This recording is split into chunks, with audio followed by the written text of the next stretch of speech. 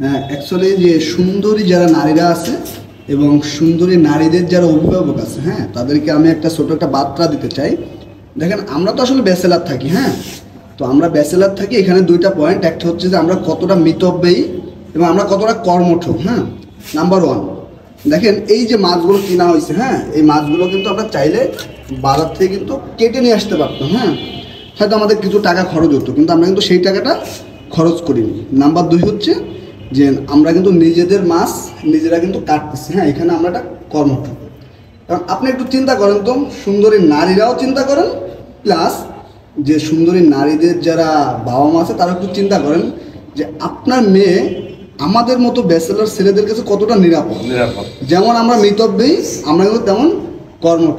ধরেন আপনার মেয়ে কোনো কারণে অসুস্থ হয়ে গেল, তার মাছ খাইতে ইচ্ছা করতেছে, ঠিকই কিন্তু আমরা মাছ কেটে রান্না করে খাওয়ানোর মতো কিন্তু ক্যাপাসিটি আমরা কিন্তু রাখি।